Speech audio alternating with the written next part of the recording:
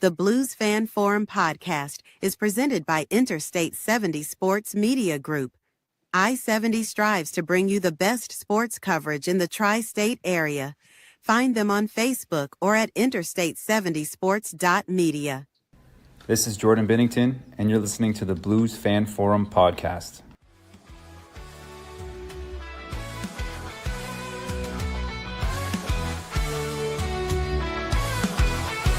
Skating on the ice, under St. Louis city lights, where the Blues play with all their might.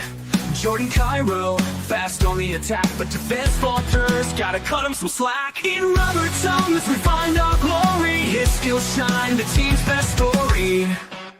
St. Louis Blues, we wear the crest.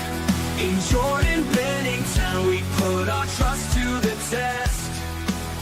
On the ice, we fight and we must, for the city we love.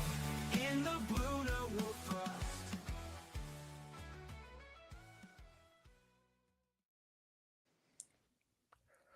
Hello there, everybody, and welcome to episode 142 of the Blues Fan Forum podcast, your source for blues news, views, and fan interviews, powered by Scooter's Coffee.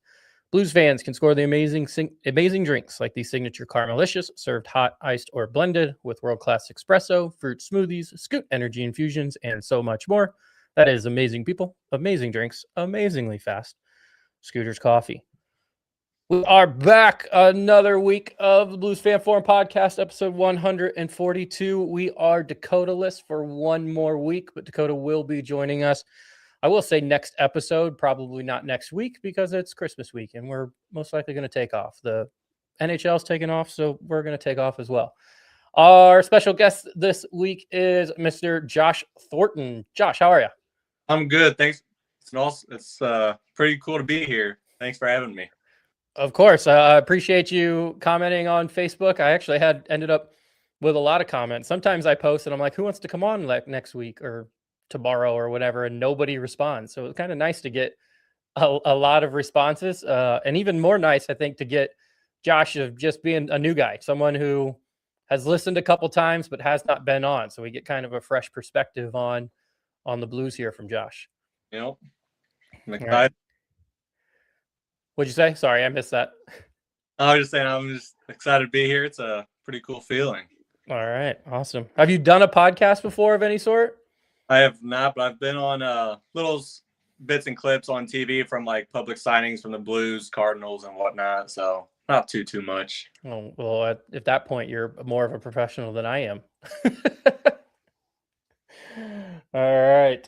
Looks like we do have some guests joining in. All right. Let's see. Sam popped up. I even told Josh here that Sam wouldn't be here. She says, surprised to hear me. She said she wasn't coming, but we do have her in.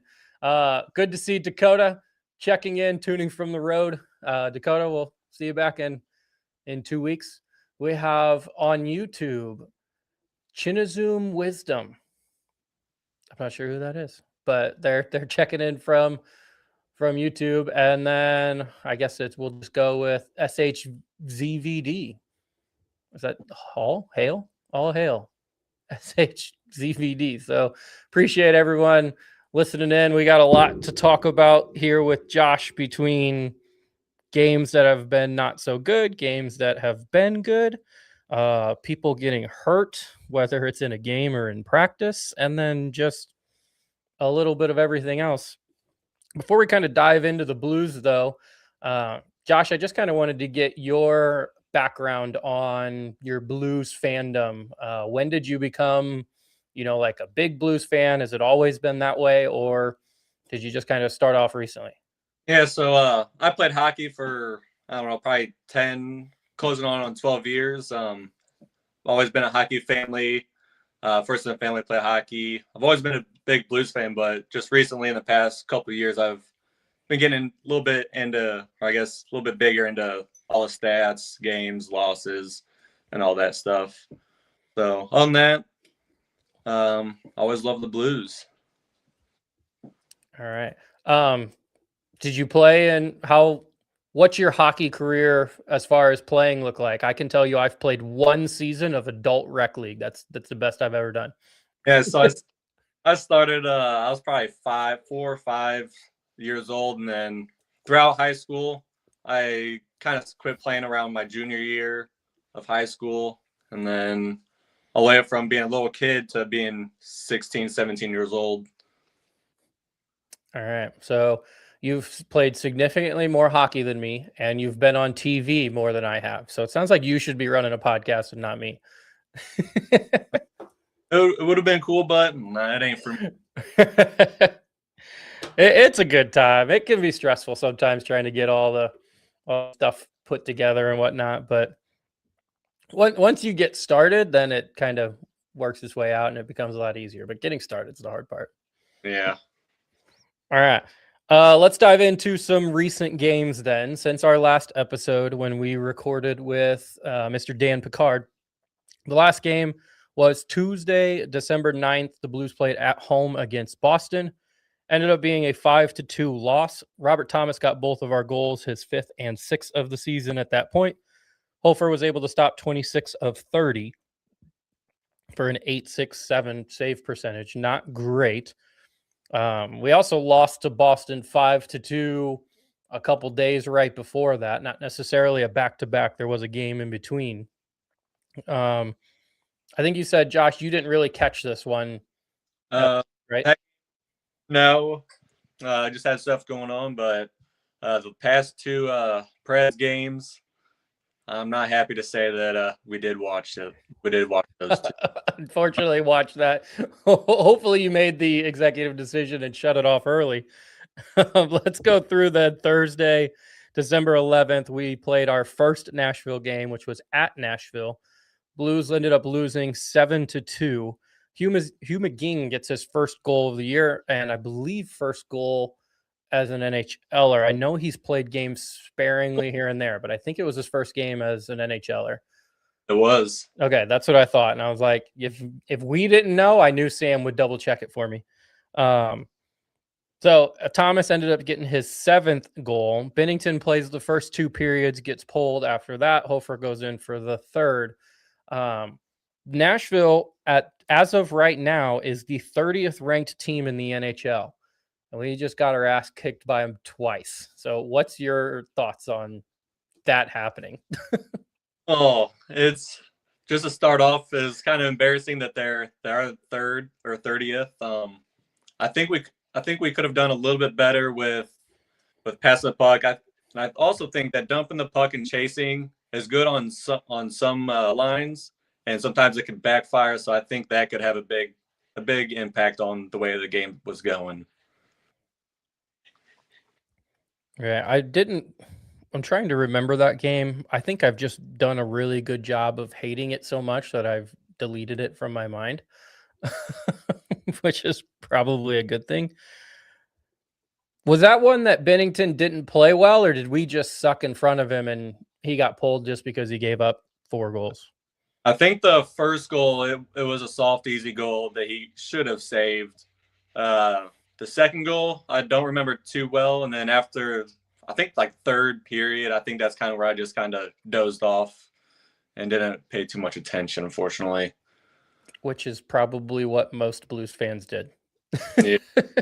Oh, well, let's get to bright and happier places then. Because after Thursday, on Friday, we had, and this was December 12th, a home game against the Chicago Blackhawks. Blues end up winning 3-2. Mayu gets his first of the season. Matt Luff gets his first goal of the season, and then Justin Falk gets his 7th. Hofer is able to stop 27 of 29 shots to keep Blackhawks only getting 2 goals. Before we get into the dilemma or the drama at the end of the game, what was your thoughts on just the game itself? I think we played decent. We're a very strong two period leaders, or I guess 2 period players. But I think we played decently, even though they were able to get those 2 goals pretty quickly. I guess I can't say pretty quickly, but easy enough to where they had the easy chances to score even more on us. But overall, I think we played a decent game. We finally held out to the very end. And then at the very few seconds, tragedy happened. Tragedy happened. We just got a very weird comment on YouTube that I'm not going to pull up, but it's a weird one. Thoughts on and again the tragedy. So some will say it's the tragedy, and then we got instant karma the couple days later at practice. When the Blackhawks scored towards kind of the middle or end of the third period, did at any point in your mind just go, oh, here we go again, 2-goal lead disappearing, they're going to score and we're going to go into overtime? Yeah, I think I was definitely a little worried because normally from our previous games of the 25-26 season, we've kind of had a bit of a trend going where the third period we kind of lose our energy, we start to fall behind a little bit, and I think that's when most of the games will start to go into a different route. Instead of us winning, it's kind of the other team scoring goals. So I was definitely a little worried from it, but thank God we held off. That's all I can say about it so far. All right, and then one more question from you, just because I know we're going to spend some time on the Bedard injury, so I wanted to get to this first. With your more of a hockey background than me, the Blues seem to have a problem with second period, and it seems to be that long change of we get stuck in our zone and don't have that ability to have that long change. Now, I know you played up till about the middle of high school. Yeah. So what was your any thoughts on that change being difficult? And I know you're comparing like middle of high school to NHL, which is completely different, but just any thoughts on that?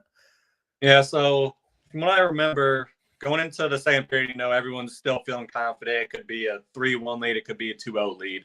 Everyone's still confident. There's still 40 minutes left to play. I think closer to that end of the second period is when it starts going into a way of, are we going to win? Can we win? Are we able to get these shots off, these goals in the net? So it kind of gives the players like a little bit of frustration. I think that's kind of what's setting in closer to the third period. And I think after that second period, the coach is going to be like, what's going on? Y'all need just trying to give them a heads up or some encouragement and whatnot. So I think at the beginning of the third period is kind of where you're kind of more calm, I should say. And then you're really in the mood to try and get like the goals, the shots off, like I said. But yeah, it's really no different than starting the first period or anything. And you just try to get what you can, get your shots on, and hopefully they go in the back of the net. That'd be nice. We can use some more of that. That would be great. And they starting off the first period seems to be doing well unless we get in penalty trouble, which kind of happened at the beginning of the second period with Nashville. And in the most recent game on Monday, which was yesterday. But yeah, we start off well, and then that for some reason you kind of just mentioned, it's just starting every period. It's all the same. It's just period 1, period 2, period 3, but we just can't seem to do that. Period 2 gets us stuck, and then that period 3 we're just playing catch up, and that's hard to do. Yeah, I also think that since we're in the lead, I guess I can't say we're always in the lead like the first, second period. I think whenever we are in the lead of the third period, I think they're trying to become more relaxed instead of more go, go, go. They're trying to chill out, play more reserved, and I think that's where it's kind of hurting them the worst. Yeah, just a different style of whether you're winning or trying to catch up, either way. All right, well, let's get into the controversy then, because that's what the people are here for. That's the fun part. Do you want to go ahead and give your thoughts and recollection of what happened with 0.8 seconds left in the Chicago Blackhawks game? Yeah, so I'm kind of surprised they put in Bedard for the last 8.8 seconds. I'm very surprised. He's a smaller guy. He's quite young, 18 years old, a little bit smaller, less weight. Going up against Shen, who's a veteran, who's bigger, has more weight to him. And I think some people can think the same as not playing the puck and just trying to defend the puck and just try to let that time run out. And I can also see people saying, play the puck and get that last shot off from the point or the winger. So I can see both ways for it, but it happened. What happened. There's no going back. And then with Shen doing that hit, I don't know. I think it was a good part on him just protecting the puck and just not play it. I think that was a good part on him. So I don't think Shen's attitude in that faceoff was to win it. It was just not let Bedard win it clean. As long as because it's 0.8 seconds. As long as he doesn't win it clean, they have no chance. Yeah, which Bedard, he can be a scary player. He's very young. He's fast. He can get those shots off very, very quick. Mm-hmm. Yeah, he's got that toe drag that just seems to kind of defy physics sometimes of how he can toe drag and shoot at the same time. It's nasty. I've seen him play and practicing, just doing that little toe drag shot flick. It's nasty. Mm-hmm. So yeah, Bedard ended up going on IR. I think they were going to reevaluate him in a couple weeks, but kind of like you just said, I know they're within one, but it's an offensive zone faceoff with 0.8 seconds left. So to put Connor Bedard out there against a bigger, stronger Braden Shen, knowing that Braden Shen isn't trying to win the puck, he's just going to try to make sure Bedard doesn't. And just kind of Bedard's hand gets stuck up with Shen's stick, which is going into him, and just kind of pulls his shoulder back and must have done, I don't know. The NHL is so kind of iffy on injury reports. They'll just list it as upper body and won't say anything else about it. So upper body injury, Bedard is out. Chicago Blackhawks played the next night and ended up getting shut out, which is kind of funny. So they lost to us 3-2 and then got shut out in their next game. I didn't pay attention to who they played. Oh, I did not see it. No. Yeah. So, but I've watched that clip over and over and over again, and I still can't seem to figure out at what point was his shoulder really hurting? Because he was all the way up here, and if you just, I guess his arm just got pulled back a little bit too much. I'm not sure, but I've seen people say it's collarbone. I can see people saying it's just his shoulder, his arm. And then I followed the Blackhawks a little bit, and they haven't put out any statements on it yet either. Mm-hmm. So I did see in the Athletic article by the Chicago Blackhawks reporter, he did say that their coach labeled it a freak accident. That's a direct quote. So for the Blackhawks people out there blaming or accusing Shen of purposely trying to hurt him, he was purposely trying to make it hard for Bedard to win an easy faceoff. He's just trying to tie him up. He's not trying to win the puck, because there are, like you said, people who are saying he needs to go try to win the puck. I was like, no, he doesn't. Not in that situation. I mean, if you were Shen, would you want to would you play the puck, or would you actually defend it just like what Shen did? I mean, I think a lot of Blackhawk fans will say, "Oh, well, I would just play it." And if they were in his situation on everything, I think they would protect the puck and not give the Bedard the chance to pull it back or shoot or pass it back to the point. Right. Yep. I agree with you. So that was Friday. And then I guess the hockey gods maybe felt that Braden Shen should have tried to win the puck and should not have attempted to tie Bedard up, which caused an injury, because at practice on, I believe it was Sunday. Yeah. At practice on Sunday, we get the notification or the picture of Dylan Holloway being escorted off the ice, not being able to put any weight on his right leg of some sort. A lot of people were assuming it had something to do with his torn oblique that he had at the end of last season. Luckily, it's not anything related to that. but it is a right ankle injury, and it looks like he's going to be on IR for at least the next 6 weeks. So the Blues are already devastated with injuries. But Josh, how does this Dylan Holloway impact how the team is playing now, and combine it with all of the other injuries that we have going on? Yeah, so I think I can't say he's a key player, but he's definitely a player who knows how to play. He knows how to get the goals, get the assists, get points, and whatnot. The way he's been playing this year, I think he's done really, really well. I've looked up to him last year and this year. But after seeing that he got with that right ankle, I think it could put a little bit of stress on our team. Maybe bringing some more AHL players up, like Hugh McGee's coming up here, and then Dvorsky came up. I don't know. I think it could go both ways with the younger talent coming up, and hopefully Hugh McGee, Dvorsky will keep playing and can get it done. Let's talk about Hugh McGee, because I've actually really liked the way he's played. I thought he's played better than Matt Luff has. Now I know Matt Luff scored the goal the other day, but McGee also has gotten a goal the other day. I think it was within the last couple of hours, McGee has actually been sent back to the AHL, which kind of surprised me, because I thought, again, that McGee was playing better and Luff maybe needed to be the guy that's sent down. Part of being sent down, I think, has to do with the waiver pickup, is we got Jonathan Bergeron off of waivers, and so he has to be with the club. Otherwise, if we try to send him down, he'll go through waivers again, and someone else could take him. So McGee is down. But you would you have preferred McGee to stay up and Luff to go down, or do you think this is the right decision? I don't know. I could go both ways. Hugh McGee, we haven't seen too much of him in the NHL.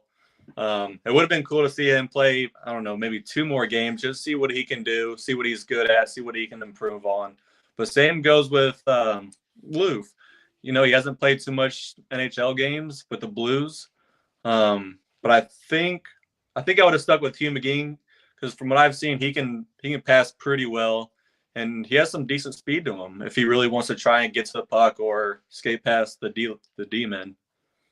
Yeah, he's kind of reminded me of a good replacement for Nathan Walker, is what I've been getting from Hugh McGee. He had an assist last night on a pretty nice puck. Justin Falk put that one high in the air.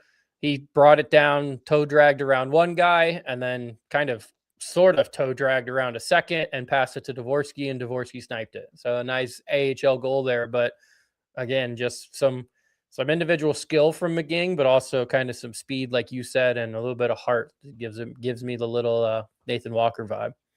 Yeah, I also think since he's newish to the NHL, I think it was also the pressure that's coming to him, being on the ice with all these veterans, all these older guys. I think the pressure was getting to him, so I think he played really well, given the facts given what happened, and doing what he can do. So I think he has more potential, hopefully, but I would like to see that a little bit more in the future. Yeah. So we have McGee, who came up, got his toes wet, but he's back in the AHL. They did call up Alex Santeri, Askamaki. They've sent him down a couple times. So again, gotten his toes wet. They do have Otto Stenberg called up right now, but they did that yesterday before the Jonathan waiver claim. Bergeron. I don't know. So it'll be interesting, I guess, tomorrow, Wednesday, to see, is Jonathan Bergeron getting in? Is Otto Stenberg getting in? If those guys are getting in, who's out? Is it going to be somebody like Matt Luff, or is it someone like Robbie Fabry, who we can get into now? Thoughts on Robbie Fabry? I guess go ahead first. Thoughts on just the signing itself, and then thoughts on how you think he's done the first 3 games so far. Yeah, so whenever I first saw the headline that Fabry was coming back, I was pretty excited. I've always liked him when he was with us in the Cup. And then him coming back it's kind of like for that 1 year deal. It's kind of like, is he going to play the next year after this season? So it's kind of a heartfelt thing that he did come back and he's wearing the blue note again. But hopefully he can put in some work. All right. In 3 games, he's got no goals, but he does have 2 assists for 2 points, and he's got a -1 rating. So stats aren't superb and by any means. How is your eye test with how you've seen Fabry on the ice? So I think it's more or less just him getting situated here in St. Louis with all the new players that came in that he hasn't met before, getting a feel for all the other teammates, how they play, how he fits in. So anytime you move to a different team, you got to figure out like all the teammates, what they're good at, what they can do. And I think he's still acclimating to the Blues again. I'll get in there. There have been some times that I've seen some, at least maybe 2 or 3 times a game, I see a shift that I think is really well done. We're either in the offensive zone, or it might just be a really good defensive shift that kind of helps us get out of the defensive end and into the offense. And it has to do with Robbie Fabry. Robbie Fabry is either causing a commotion in front of the net, which allows us to get some shots, and then he's going and getting rebounds, or he's the one shooting, whatever it is. So not necessarily resulting in those goals, but it's kind of how things were before we ran all of these injuries. And when we were doing well at 5-on-5, it was because of our 4th line.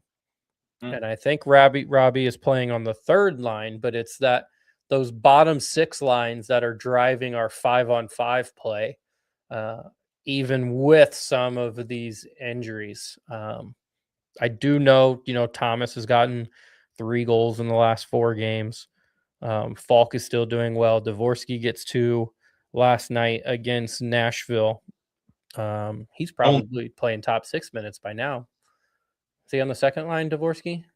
I think he is now. Okay. That's what I would think. I don't know. I didn't pay attention to the lines. All right. So I think that's the only one we didn't cover is our other ass kicking by Nashville yesterday on Monday, 5-2 loss. Hey, that's better than 7-2. Dvorsky scored goals 4 and 5. Hofer stops 21 of 25. I honestly thought Hofer was going to get pulled after the second period because that last goal at the end of the second period was not good. I think he should have had that, and I think he should have had another one before that. So I thought he gave up 2 weak ones. Did you watch it? You watched the game last night? Yeah, I watched bits and pieces. I wasn't able to watch the entire thing, but I watched enough to know that I think Hofer is starting to look a little bit better than what he did at the beginning of the season, just letting in some soft goals. But I think since this season has already starting to come along, I think he's starting to get more confident, and I think he's starting to start more games, and I think he'll be a little bit better here in the upcoming games. Yeah, he was starting to. I agree. Like it's hard to get worse than how he started the year because that was really bad. But yes, definitely better. And looking forward to him continue some up. He's slowly moving up, but it's like up and then down and then up and then down. And there's been more good than bad recently. Last night being probably one of more bad, but then you look at Friday and it's one of the really goods. So it's there. We just got to find the consistency. That seems to be the issue.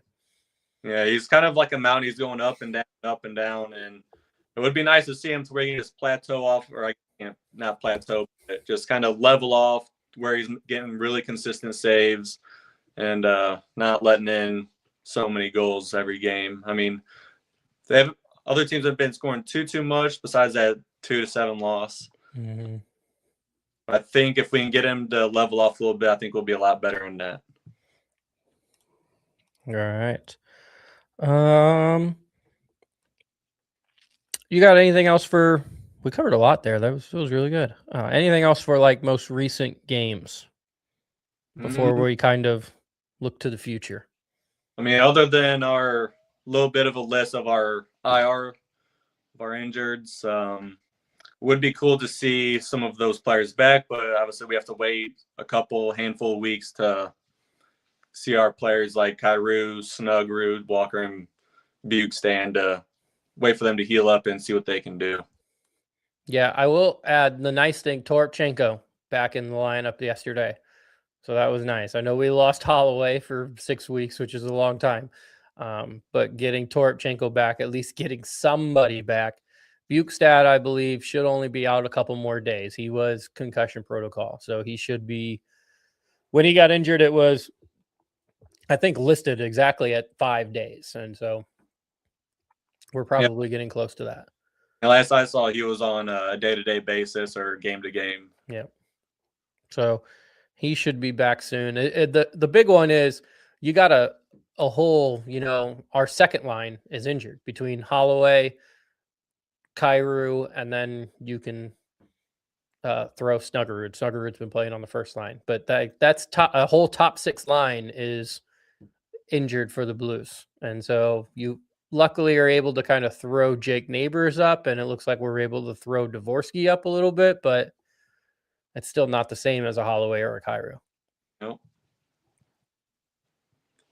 So that's the big issue. All right, I'm going to read some ad reads because people tell me to do it. And Dakota hasn't texted me yet, which is surprising, but I figured he would text me and tell me to do ad reads or comment on here and say, don't forget your ad reads. But we're right at the 30th-ish minute mark, so we'll do it. All right, we told you about scooters earlier. If you guys have the chance, make sure to check out Scooters on Highway 143 and Troxler Way in Highland, or Vandalia Street and Indiana Avenue in Collinsville. If you cannot check those out, you can check out the other 30 locations in the greater St. Louis area. That is amazing people, amazing drinks, amazingly fast. Scooters Coffee. You got a Scooters Coffee around you? I do. I have one off Highway K and then one off Church Street in St. Peter's. There you are. Both of those two grasses. You avid coffee drinker? I'm not. Okay. Coffee, but all I do is I cut their grass. That's about it. All right. Well, they should pay you in coffee. At least the chocolate coffee, because it's good. And it doesn't really taste. It's got some coffee, but it's got chocolate. A few times they've always given me one. There you go. All right. We also have Hughes Custom Design. They are a family-owned and run small business that is operated out of Maryville, Illinois. They specialize in laser-cut, hand-painted signs, and they have options that are typically ready upon request, and they can complete almost any request for custom jobs. So check out Hughes Custom Design on Facebook. You can just shoot them a picture of a design that you would like, and he should be able to laser cut it, hand paint it, ship it off to you. Also comes with LED lights on the back, so it looks pretty cool. That is Hughes Custom Design on Facebook. And then our last one is Imprint Labs. They specialize in bringing your brand to life with custom laser engraved Richardson hats and vibrant custom sublimated metal prints.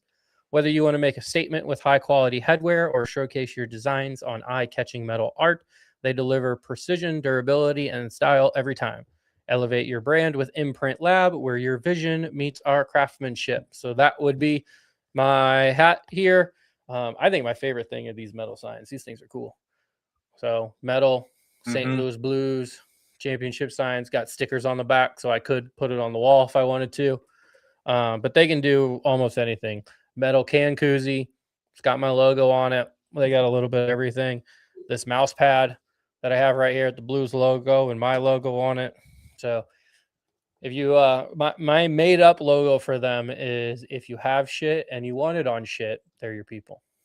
So that would work. Do you own your grass cutting business, Josh? Yeah. So it's more or less me and my dad's business together. He started it when I was super young, and then now he does two of the scooters in St. Peter's. All right. Well, if you need some merchandise, if you need some hats or some shirts or just anything, reach out to Imprint Labs. They'll hook you up. He needs some. He needs to advertise it. There you go. I'll send you. I'll send you their number, and then if you want to reach out, you can. It's totally up to you. Look at that. I should get a finder's fee if you guys buy anything. All right. Let's look in at the standings currently for the St. Louis Blues and for the NHL. So right now, the Blues are in 28th place in the NHL. And it is a very, very interesting spot to be in. Because when you say 28th place, in my mind, we have no shot at making the playoffs. Nope. But luckily, because the Western Conference is so bad, 28th place, we've played 34 games and we have 31 points. We are only 4 points behind the San Jose Sharks, who currently hold the wild card 2 spot. San Jose has played one less game. They've played 33 games, but they're only at 35 points. Yep. So we play, I believe, Wednesday and Thursday. Actually, I have it written down here. We play Wednesday and Thursday. By Thursday, and I'm not sure when San Jose plays, by Thursday, we win 2 games. It's realistic that we could be in a wild card playoff spot. It'll kind of look like last year.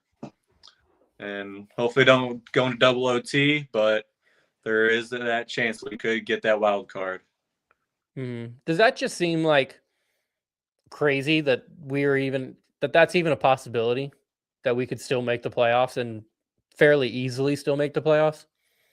So it is kind of crazy. It's interesting. It's fun. Anything can really happen. I mean, if you look at last year's, we went on that, what was it, 13? 12 game streak, and we clutched that wild card spot, and then we were playing against the Stars.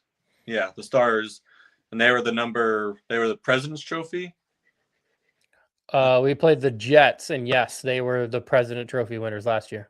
Yep. And took them to double overtime, and so I think anything can still happen, and it could look like 2019 again when we were in dead last, and then we went on another 9, 10, 11 game, something like that, win streak, and ended up winning. So anything could realistically happen. So it's fun and exciting, and it's scary. I wonder, thinking of it seems like you have a very positive mindset. So I'm going to go positive mindset with this as well. And the fact that maybe these injuries to our kind of big key guys are kind of a good thing, especially if the standings are going to stay this tight and it's not going to be like, oh, we have to catch up 20 points and that's never going to happen, but we only need to catch up 4. Like, that's a possibility. So maybe it's a good reset for a team that, when we were healthy, still wasn't playing good. But we saw, like you were just talking about at the end of last year, where this team can play good. We don't have Bolduc on the team anymore. We don't have Radek Fox on the team, and we're missing, I guess, the leadership of Ryan Suter. But besides that, this team is the same thing as last year. Yeah. So maybe these injuries and allowing the team to kind of reset itself, in probably the end of January would be a good time to end of January, early February. You have that Olympic break, and then post-Olympic break, we make a run again. So yeah, I like your glass half full positive mindset that you got, Josh. Yeah, from the trending years, I like to stay hopeful with it. I mean, we were dead last 2019, and we won the puck. So ever since then, I've always had I guess I can't think of the right words, but like long hopeful. I'm hopeful for the long run in the games coming up. Mm-hmm. The Blues fans, especially on social media, are extremely emotional, and I fall for this too. Sometimes I'll be honest. Sometimes I fall for it because I'm like, man, this team sucks. I hate this team. Sometimes I just post that stuff on Facebook because I know people will comment on it, and I need people to kind of rile it up, get some comments, get some likes, whatever it is. Kind of fun. Yeah, exactly. So yeah. So glass half full outlook. Josh's positive outlook here is we are only 4 points away from being in the playoffs. The crazy thing that I find is we are 4 points away from being in the playoffs, but we are also 4 points away from being the last place team in the whole NHL. Right now, Vancouver has played 32 games. So they still have 2 more games to play to compare to our 34. And they are at 27 points. And we're at 31. I think they're at like 12 and 15 right now, which we're kind of the same way, but we only need that 4, and hopefully we can get those 4 points made up here soon. Yeah. Well, what's helping us the most is those 7 overtime losses, which I know have been very painful for us to watch, but they are at least a point each. Like, at least we didn't lose and we lost in overtime, so we got a point, which is helping us be closer to the playoffs than someone like Vancouver. Mm-hmm. So one of the things that's really keeping us close to the bottom of the league, but also still close to the playoffs, is the fact that the Western Conference is just pretty not great at hockey. We have the big teams. Colorado is dominant. Dallas is still good.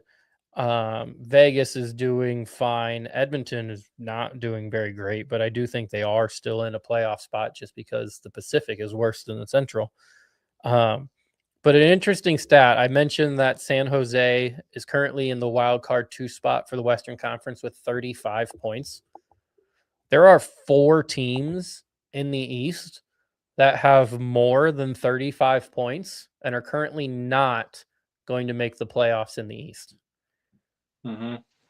So I guess looking at it's Pittsburgh, New Jersey, Florida, and the Rangers. Pittsburgh and New Jersey have 37 points. Florida and the Rangers have 36 points. So I'm going to give you a hypothetical here, Josh. If this continues and you're looking at in the East, Pittsburgh, New Jersey, Florida, and the Rangers all having more points at the end of the season than someone like the San Jose Shark who get our wild card 2. Do you still agree with the way that the playoffs are constructed and where it's 3 teams from the Pacific, 3 teams from the Central, 3 teams from the Metro, and 3 teams from the Atlantic? Or would you say pick the top best 16 and it doesn't matter what conference they play in? Yeah, I like to pick the best top 6 teams. Doesn't matter the conference. I think that's the way it should be. Because it gives everyone an equal shot at going against everyone instead of just going from you're going to play this specific team, you're going to play this specific team. And I think it should just be one big area on teams playing basically anyone. So I'm not a big fan of the Eastern Conference and the Western and whatnot. Never really have been a fan of it, but it is what it is for right now. Hopefully it would change, but I don't see it happening. Yeah, I don't expect it to change either, but that is always a discussion, and it happens. That discussion pops up more when you have things like what's going on right now of 4 teams that are better than teams in the West that would technically, if the season ended today, not make the playoffs, despite them being quote unquote better teams. They would fill in the top 16 where San Jose is probably like, let's see, probably 20th. They would be ranked 20th and still making the playoffs. So, interesting thought. Thanks, Josh. Oh, I wanted to go over injuries. You want to talk about injuries? That would be fun. We love injuries. We mentioned Holloway. We talked about Holloway. You brought up, we've already kind of dove into Kyrou. We've talked about Walker, Sundqvist, Toropchenko, or not Sundqvist. Sundqvist surprisingly is not hurt yet. I'm sure at some point he will get hurt. And it's only a matter of time. So, Josh, I was telling you before we got on about a stat that is called man games lost. And so I looked it up because I was interested to see where the Blues would fit into this. So man games lost is just a total calculation of how many games a team loses because players are sitting out. So think of last night's game on Monday, we had no Jordan Kyrou, no Dylan Holloway, no Jimmy Snuggerud, no Nathan Walker, no Nick Bukestad. I think that's the 5. So last night we acquired 5 man games lost because we lost 5 games of those guys should be playing. Yeah. I really thought the Blues would be high on this list because we're talking about all the massive injuries that we have. But the Blues were actually ranked 29th on this list, meaning we have the 29th least man games lost as far as regular NHL teams. Does that kind of come as a surprise to you when I go over that? Yes and no, only because I feel like some of our, I guess, higher end players, like, I mean, just like Kyrou, Snuggerud, I think that being 29th is, I mean, it still could be a good thing, and it's also a bad thing. You know, we have those players that's missing out. They're not getting any playing time. They're not getting all the shots and goals that they should be getting. So I don't know. It's definitely an interesting topic to talk on, but I'm hoping that some of these other players, like on different teams, can make a comeback and get these players off the injured reserve list, start playing, and see how all the teams are completely fully staffed and put together. That would be nice. Sometimes I play franchise mode on NHL and I turn injuries off. And that seems like what we should do right now is just, can we just turn them off? That'd be nice. Unfortunately for the NHL, maybe fortunately for us, although all of these teams, except for one of them, are in the East, the teams that lead the league in man games lost are actually all teams that are either in the playoffs or very close to the playoffs. So the team that leads the league right now in man games lost is actually the Vegas Golden Knights. Now, part of that is because I do think it's still calculating Alex Pietrangelo in that, who is not playing at all this year. So that's, a hurt one. But they have missed their starting goaltender, Aiden Hill. They are down William Karlsson. They're down defenseman Jeremy Lazan. And they just lost recently Pavel Dofeyev, who I know is a pretty good goal scorer, but I don't know if he's out long term, but he just got hurt actually 2 days ago, I think 3 days ago. So we kind of talk and, bitch and moan about losing Kyrou and losing Holloway and losing Snuggerud and losing Nathan Walker, but we're talking about a starting goalie, Petro, a number 1 defenseman, and William Karlsson, who I think was maybe playing on their middle 6 and not necessarily their top 6, but that's still good players that the Vegas Golden Knights have lost. Yeah. And it's kind of scary thinking that since they are off the list, how dangerous can they be when they're all healthy? And it just goes to show that one person doesn't make the entire team, but also can. Because once they come back, I think the Golden Knights could be a little bit more scary to play since they got, Pietrangelo on their team. Mm-hmm. So I don't know. It's kind of fun to think about. All right. Well, I think the big one is Florida. Florida's been without Alexander Barkov and without Matthew Tkachuk for all season. And I think they are without them all season. I don't think they're coming back. But those are 2 of the best players in the NHL. And Florida is 2 points out of a playoff spot in the East. So it's like they're missing their 2 highest paid best players. No. And they're still killing it.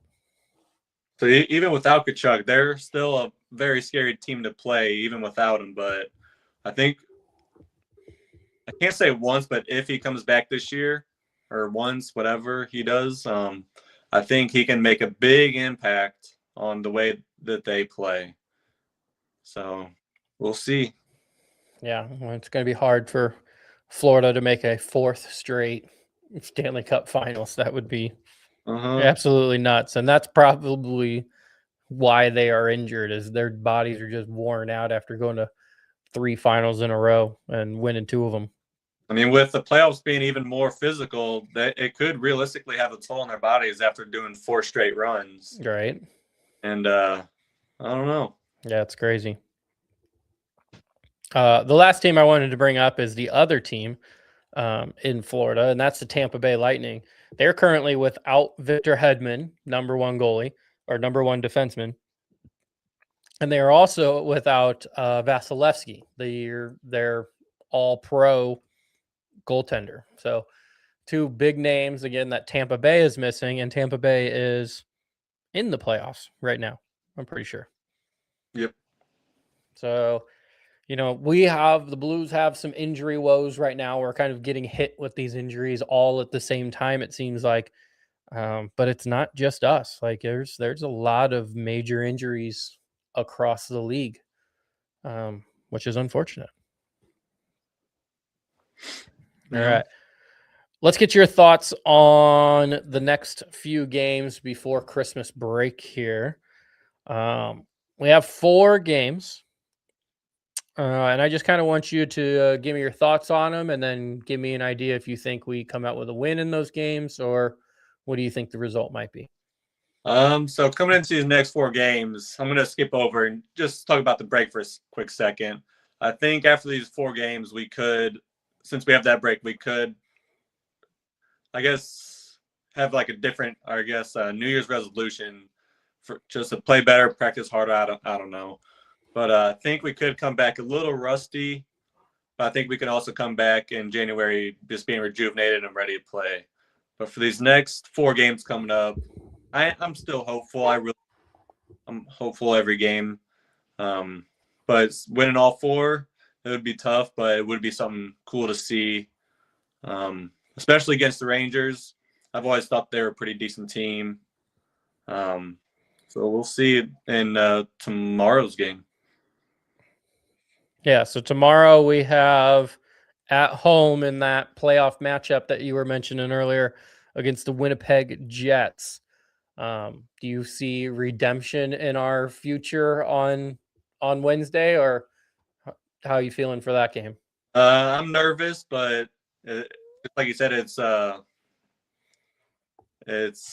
kind of scary, but also I'd like to see if we can just beat them this once, just to get those points to clinch the wild card again.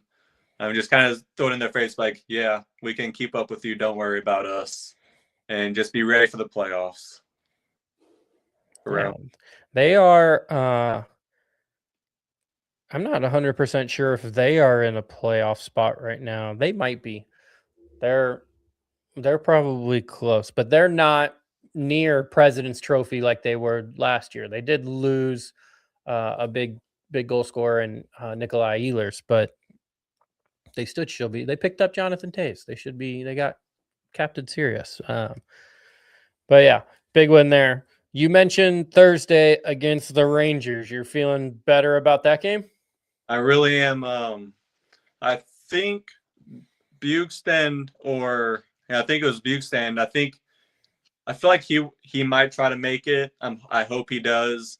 He's played quite a few games with us, and I think once he gets back on the ice, he's gonna be a very energetic, and he's gonna fight through the entire 60. So I'm hoping he comes back, but if we don't, we're gonna see what we can do. I'm excited. All right, we'll take some 2 wins, especially at home there. And then before Christmas break, we spend the last couple days in Florida. Saturday, we have a game against the Panthers. Monday, we got a game against the Lightning.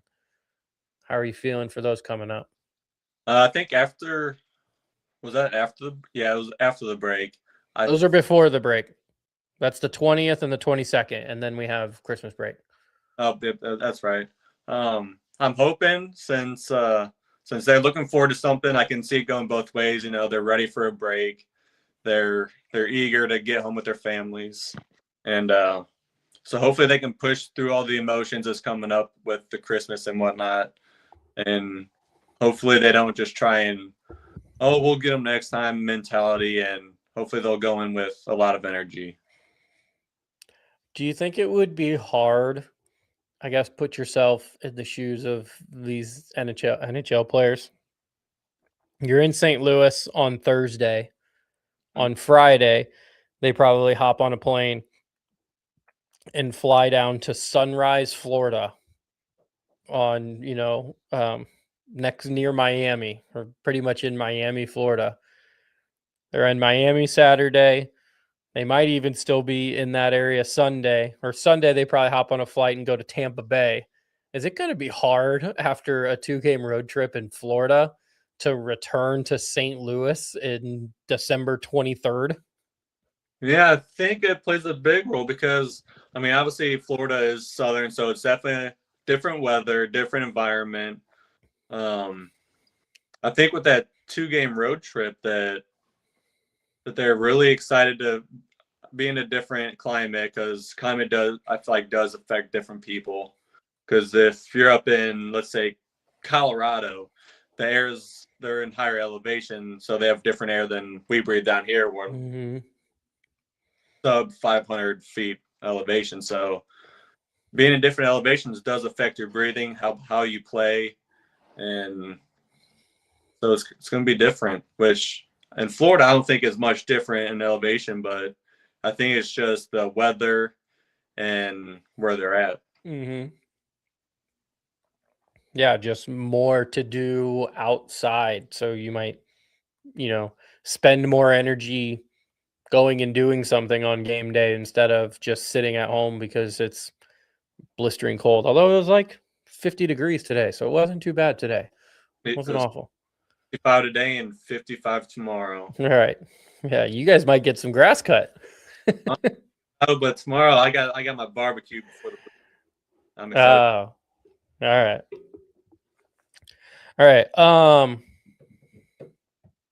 Oh, one last thing to talk about before we get out of here is some just NHL news, big NHL news. So, do you want to start with the small one, or you want to start with the big one?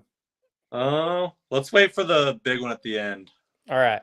So, small one is Edmonton packages, and I didn't write these down, but it's Stuart Skinner, and then was it Kulak? Yep. Brent. Yeah, Brent Kulak, and then a second-round pick to Pittsburgh for Tristan Jarry. There's been rumors upon rumors of Jordan Binnington going to Edmonton. I guess Jordan Binnington somehow said that wasn't a thing, or he wasn't interested. So it sounds like Edmonton pivoted and went and picked up Jarry. Goaltending has been, despite our goaltending not always being great, Edmonton's has actually been worse if you're looking at stats. Yep. So do you think this helps Edmonton reach their second finals? I don't know, because Skinner, I feel like he's missed a few games with due to injuries.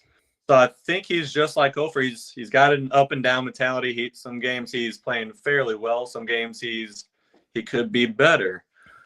But I don't know. Since they got Tristan Jarry, or the Oilers got Jarry, I think he can turn the Oilers around a little bit. Skinner, I mean, he's young. He's got potential, but those couple injuries that he has could put a damper on it. He has won a Stanley Cup before too. Yes. Which helps. That was kind of the big thing holding Skinner back, holding any of the goalies back for Edmonton, is they have not been able to come through and do that yet. So I think so. I think Tristan Jarry was the one who came in for Matt Murray after Matt Murray. I could be wrong there.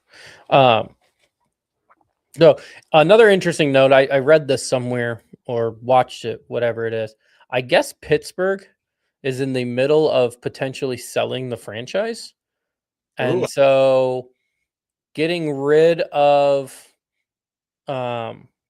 Tristan Jarry, who had a couple years on his contract left, and bringing in Stuart Skinner, who only has 1 year, and Brett Kulak, who only has 1 year, might entice more buyers, just because they're like, oh, well, we have these massive contracts, but they're gone next year. So it's really not going to affect, my dollar amount that I'm putting into this business, is the way somebody mentioned it. Okay. We have, I don't know if you follow this account on Facebook. Do you follow the St. Louis Blues hockey memes? I do. Okay. So Brad is commenting and says that he should play because he's only 27, but his parents won't let him out. I did see that on the Facebook page. I did see. So he says, "Put me in, coach. Mom and dad is ready for you to play." So maybe, live scoop here. Maybe Brad will be joining the podcast in 2 weeks after Christmas if his mom and dad let him come out of the basement. Hopefully, let's see what he can do. All right, last one is this one kind of hurts the Blues in a way because the Minnesota Wild pick up Quinn Hughes from Vancouver in one of the biggest trades that we've seen in quite some time. Minnesota Wild essentially give up 4 first-round picks. They send Marco Rossi, a former first-round pick center. They send Zeev Buium, a former first-round pick defenseman. Yep. They send, what is it? Is it Liam Ogren? Ogren, something like that. Another first-round pick. And then they send their actual first-round pick for this coming up. So what was your kind of reaction or thoughts, Josh, on that move by Minnesota? So I kind of figured he was going to get traded, but to the Wild, I wasn't seeing it. I really thought he was going to go play with his brothers in Jersey, but I guess he went to the Wild, and apparently from what I've read that he forgot or left his hockey equipment with his brother or something. Yeah, one of his brothers. I read that too. Yep. So I thought he was going to go play for them. I'm guessing that Quinn is kind of disappointed in a way that he's not able to play with his brothers, but we'll see what he can do on the Wild. And along with Kirill Kaprizov, yep, another scary player. So you have Quinn Hughes playing as a D. He's a very scary defensive man. He's fast. He's got the puck skills, along with Kaprizov, who's just the same way but a forward. Yeah, that is 2 insanely talented NHL players that are now on the same team. It almost gives a little bit, and Minnesota Wild are now being compared to Colorado, so this kind of makes sense. But it gives like a McKinnon, Cale Makar feel. Is they have their superstar forward and they have their superstar defenseman now, and can they just package the rest of it together? And I do want to talk just for a second. If Quinn Hughes did go to Jersey to play with his brothers, how scary could that line be with the 3 Hughes brothers? What do you think they could do? I don't know. Well, you would have Jack Hughes play center, and Quinn and Luke both play defense. Yeah. So you would have, well, imagine that like 3-on-3 lineup. That would be crazy. You got Jack Hughes centering, and you got Quinn and Luke out there, because Quinn Hughes is essentially another forward. I mean, Erik Karlsson in his prime played some time on wing because he was just that good. So I could see Quinn Hughes doing the same thing in like a 3-on-3 situation of, hey, you're going to be our winger in this situation. Just go score. Yeah, that would be real fun. I did kind of want to add to that because I think that's still a possibility. And I think the genius of Minnesota making this trade right now is that it's essentially a win-win, is because they get Quinn Hughes for this year and they're all in for this year. Yeah. And if it works, that's amazing. If it doesn't work, they have the option to re-sign him in July. Because he still has another year on his contract. They have him for next year guaranteed. Yep. But in July 1, they can start to look to re-sign him for future. If he decides he doesn't want to come, or if he decides he doesn't want to re-sign in Minnesota, then they can try and trade him again and get those resources back, and possibly even more, which kind of sounds crazy because they give up 4 first-round picks. But they could potentially get more if they can convince him to do a sign-and trade somewhere. Yeah. So maybe it's you're not going to sign in Minnesota. We had our chance, in 2026. 2027 isn't going as well, so we're going to trade you to maybe New Jersey. And New Jersey is going to give us a first-round pick, They're going to give us Simon Mennick, who is a top defenseman. Maybe they throw in Nico Hirscher. That would be absolutely insane. That would, But like, you have, again, the possibility of Minnesota recouping those assets if it doesn't work. because Quinn, he's still on the same contract till next year in July.